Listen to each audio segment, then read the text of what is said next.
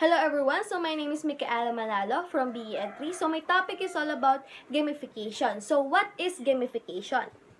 So gamification is described as the process of applying game-related principles, particularly those relating to user experience and engagement to non-game contexts such as education. It has 5 basic elements: points, badges, leaderboards, rules, and levels. So pag sinabing gamification, ito yung mga laro na ginagamit natin sa demo pang motivation. So may experience na po tayo nito doon sa demo kay Ma'am Princess last year or nung second year tayo. So, nag-iisip tayo ng iba't ibang laro pang motivation. At sa motivation na yon is nakukuha nating interest ng bata. At sa interest na yon is nagiging active yung mga bata doon sa ituturo mo. So, sa gamification po is dito is, meron po siyang 5 basic elements, which is yung points, badges, leaderboards, rules, and levels. So, ano ba yung points? Ibig sabihin ang points, ito yung puntos or score sa laro. Siyempre, talagang mahalaga yan dahil yun yung magiging batayan kung ano yung process ng or yung resulta ng ginagawa ng mga bata.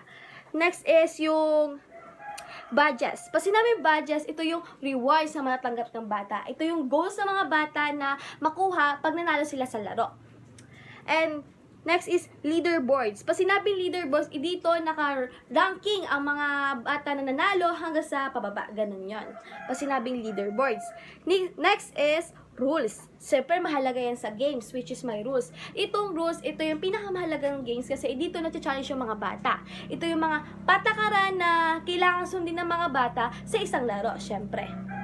And lastly, the levels. Ang levels po, ito yung to madali from mahirap. Ito yung mga levels ng laro na kailangan laruin ng mga bata para ma-challenge din sila. Yun yung sinasabi sa basic elements ng gamification. So, yun yung gamification po. Next naman po ay gamification in education. So, gamification in education or gamification in learning operates under the assumption that the kind of engagement that games can be translated to an educational context toward the goals of facilitating learning and influencing the student behavior. Since games voluntarily spend countless hours playing games and problem solving, researchers and educators have been exploring ways to harness video games power for motivation and apply it to the classroom. So, pag sinabing gamification education is super duper effective po and super duper nakaka-motivate sa mga estudyante. Kasi sa gamification and education is mas masaya at mas nakaka-motivate ang mga bata or mga estudyante sa game. Which is, ito yung, pero ang kasi, sa gamification education kasi, ito yung time consuming. Which is, so, pag ginawa mo tong gamification is, kailangan ng time ng mga student na mag-problem solving about sa laro. Kasi, syempre, may mga challenges din doon. Pero sa gamification education is, dito is, habang natututo yung bata, nagsasaya din sila. So, parang maganda din to, kasi yun nga, time consuming. Kung kailangan lang dito sa gamification in education is kailangan ng time management. So, kung oras na laro. Pero pag oras ng learning is yun, syempre sa kailangan learning talaga. So, pwede sa pag-apply din ng gamification sa education is dapat yung game mo is naka-related dun sa topic mo. Para meron silang idea agad about dun sa topic na ituturo mo. Para ma-idea agad sila. Parang ito yung pang-motivate mo dun about sa lesson na ituturo mo. So, the next one is elements of a game. So, the goal of gamification is to motivate the learners by incorporating several game elements in designing instruction. The first one is the narrative. So, pag sinabing narrative, ito yung nagkukwento. So, alam naman natin na benta sa mga elementary na magkwento tayo kasi doon nakikinig talaga sila kasi syempre, gustong-gusto nila yung nagkukwento yung isang teacher or yung mga nagkukwento sa unahan. Next is immediate feedback. So, sa immediate feedback is ito yung, di ba sa elementary is laging nagkakagulo, nag-uunahan kung sinong sasagot. Ito is, nakuha mo na yung interest. Meaning no, nakuha mo na yung interest sa mga bata. Pero pag nagkakagulo na nag-uunahan na sila, kailangan, i-control mo yon, which is sabihin mo na isa-isa lang o magtaas ng kamay kung sino ang gusto sumagot. Then, yon, nakokontrol mo na yung situation doon.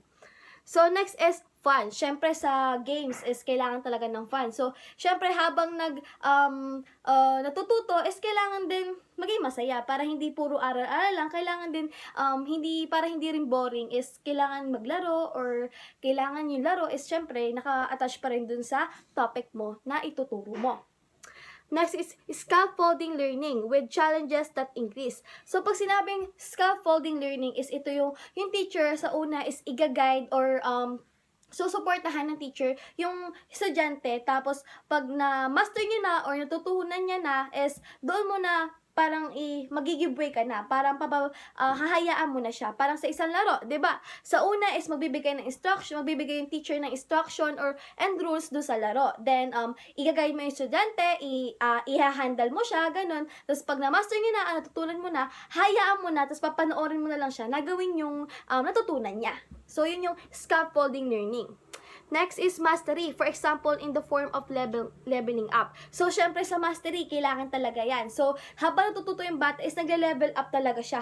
Pataas yung natututunan niya.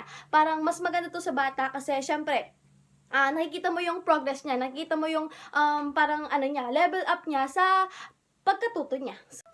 Next is progress indicator. So, pag sinabing progress indicator, ito yung mga binibigay na points, yung badges or yung rewards, and leaderboards or yung ranking nila. So, ito yung mga goal ng bata sa paglalaro. Which is, ito yung magiging achievement nila pang na-achieve nila yung mga ganito. Yung points, badges, or yung rewards, and yung leaderboards, which is yung ranking. Parang goal nila yun.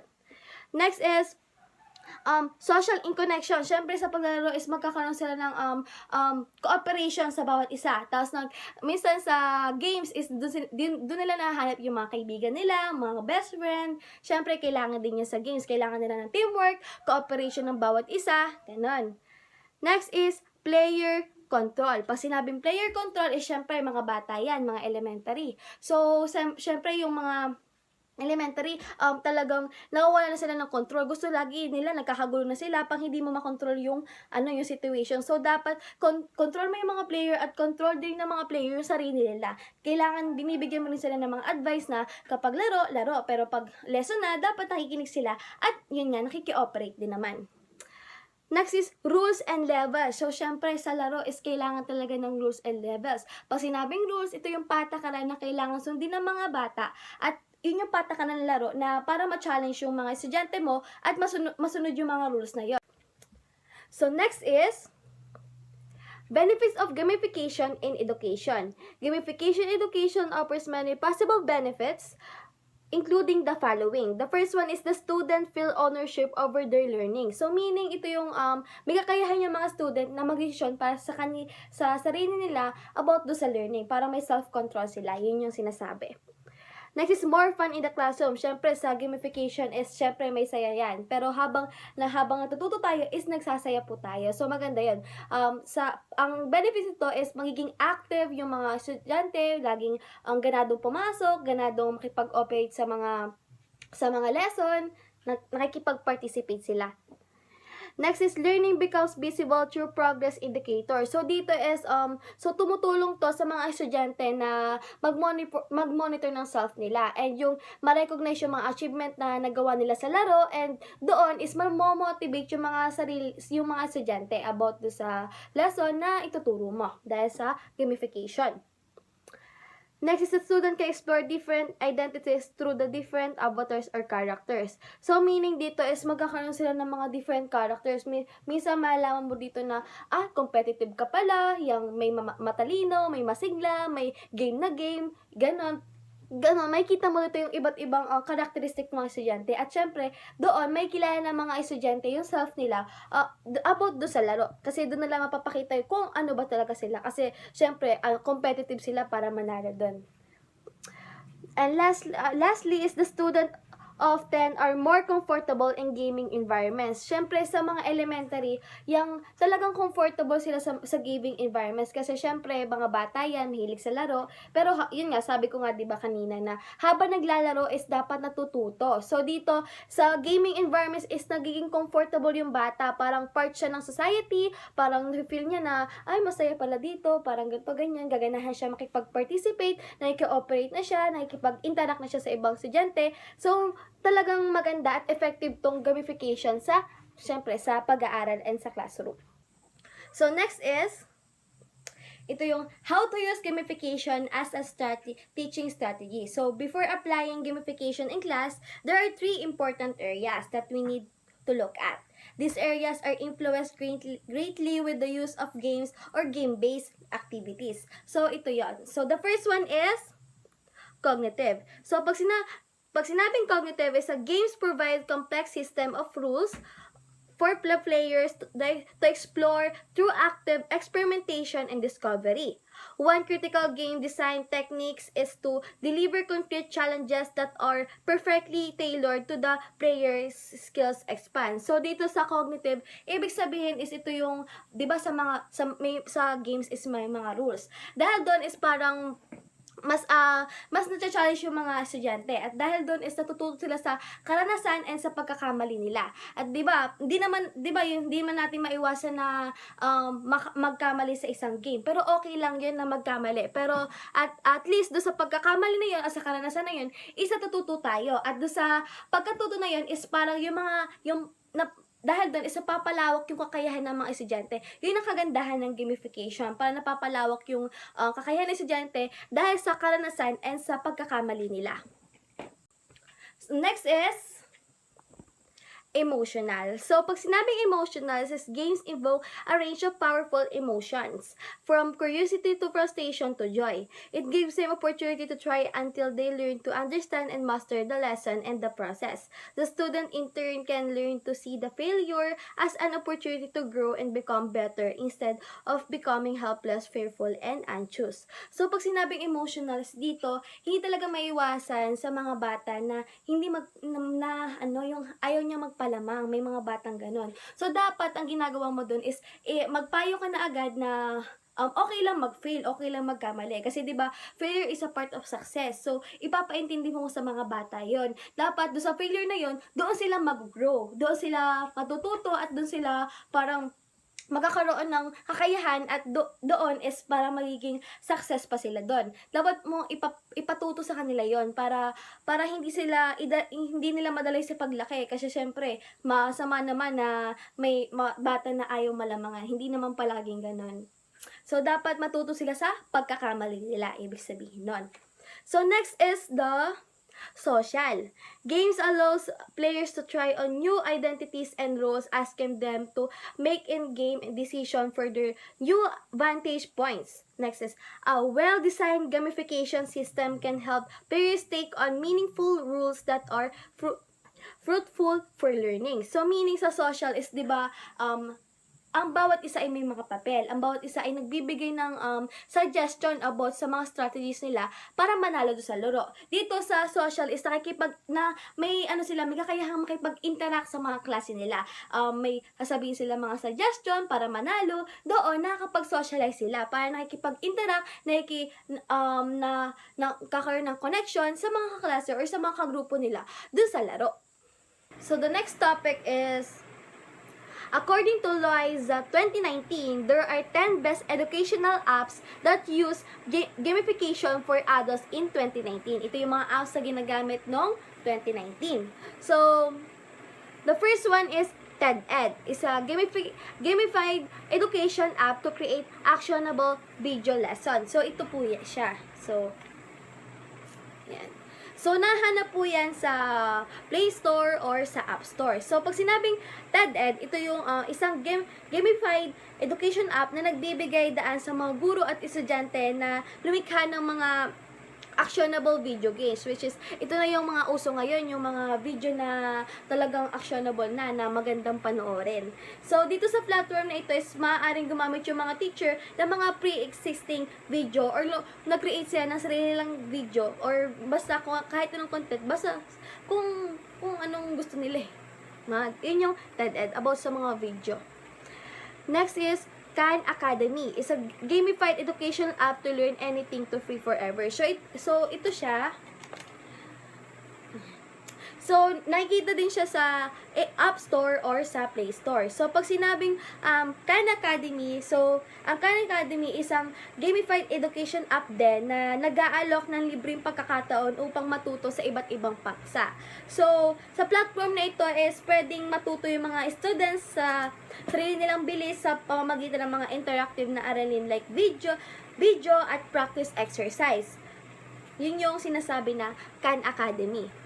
Next, Coursera. So, an online learning platform that provides universal access to the world's best education from top universities. So, ito po yung Coursera. So, nakikita ulit so, sa Play Store and App Store. Pag sinabing Coursera, sa gamification is, ang Coursera ay nagbibigay ng interactive na lesson, quizzes, at assignment na tumutulong sa mga student na maging active na makipag-participate sa mga lesson. So, sa pamamagitan ng nito sa Coursera is, ito pati is, dito makakahanap ka ng mga course na pwede mong applyan. Like yung mga top university, like dito sa Pilipinas, yung ano bang top university to, like yung UP, ano pang university na sikat na nasa Maynila, diba? So, dito, pwede kang mag-online enroll ata dito, pero dito mahanap yung mga top university na gusto mong pasukan. Dito sa Coursera, dito sa app na to. Next is Udemy. Pag sinabing Udemy is ito siya. Nakikita ulit siya sa Play Store and App Store. Pag sinabing Udemy is ito yung gamified educational app for user-generated learning. So, pag sinabing Udemy is ito yung ginagamit ng mga student na makipag-interact sa mga elements tulad ng quizzes, assignment, at progress tracking na nag-uudyok sa kanila na maging engaged sa kanilang pag-aaral. Sa gamification naman ay nagbibigay ng motivational awards. So, tulad ng mga certificate na nakakatulong sa mga estudyante na pagpatuloy yung kanilang pag-aaral at mapakita ang kanilang natutunan. Yun yung Udemy. So, dito magiging motivated yung mga estudyante dahil sa app na Udemy. Next app is Tiny Cards. It's a gamified educational app for learning with flashcards. So, ito po siya. So, hindi makita pero ito yan. Yes. Yun yung Tiny Cards. So, pag sinabing Tiny Cards is, ito yung ginagamit sa gamification na makikita sa mga features tulad ng space repetition at quizzes na tumutulong sa mga student na mas maging mahusay na matandaan ang mga information na nakalagay dito sa mga flashcard. Yung flashcard is katulad po ng nasa picture. Like yung mga maliliit na yan, yun yung sinasabi na flashcard. So, dito ang mga achievements at badges ay nag-uudyok sa kanila na pagpatuloy na makilahok at mag-aral. So, sa pamamagitan ng Tiny Cards is nagiging mas maayos at engaging ang process ng pagkatuto gamit ang mga flashcards. Like, nung sa pinakita kong picture. Next up is Blinkist. Gamified education app for reading non-fiction books just 15 minutes. So, ito po yung Blinkist. So, makikita ulit siya sa Play Store and App Store. So, pag sinabing Blinkist, ito yung isa-summarize yung libro para mapapadali na lang yung pagbabasa mo kasi nakasummarize siya para mga keywords na lang, mga matututunan mo agad. Di mo na kailangan magbasa ng pagkahaba-haba. Next up is Memrise. Gamified educational app to learn language through locals. So, ito po yung Memrise. So, pag sinabing Memrise, ito yung mga, mas maganda kasi na matutunan natin yung mga native language. Diba nakakarinig tayo niyan? So, dito sa Memrise is dito nakalagay yung mga native language natin. So, maganda din tong app na to. Next is SoloLearn. Gamified education app to learn how to code. So, pag sinabing SoloLearn is ito yung isang gamified educational app na nakatuon na sa pagtuturo ng programming at coding. Diba pag mga programming at coding is ito yung mga sa IT, diba? Ito yung, siguro ito yung ginagamit nila, SoloLearn, hindi ko lang alam. Next up is Musician. So, Gamified educational app for learning an instrument. So, ito po yung musician. So, pag sinabing musician is dito, kung gusto mo matutunan ng mga instrumental, ito lang yung i-download mong app. So, dito sa musician is dito is matututunan ka ng mga instrument na katulad ng mga like yung ng mga piano, guitar, ukulele, bass, maraming mga instrument na pwede mo matutunan dahil dito sa musician. Dito sa mga estudyante naman is challenge at magkakaroon sila ng mission, siyempre sa masayang way naman para matuto ng mga instruments dahil sa app na ito, which is yung musician. Next app is Duolingo. It's a gamified educational app for learning a new language. So, meaning nito is isang gamified educational app na nakatuon sa pagkatuto ng bagong wika. So, sa app na ito is maaari matutunan ng gumamit ng iba't ibang wika sa pamamagitan ng interactive na lesson, quizzes at game na nagbibigay daan sa masayang paraan ng pag-aaral. So, sa Duolingo naman is mga wika. Di ba sa Memrise is mga native language, which is sa mga language lang dito sa ating bansa or iba pang bansa. Dito sa Duolingo, ito yung pang-universal, pang-lahatan na like yung Korean, Chinese, lahat ng language, English, mga ganon. So, nandito na sa Duolingo. Ang Memrise is sa mga native language, ang Duolingo is pang-universal na. Yun yung sinasabi. So, that's all. Thank you.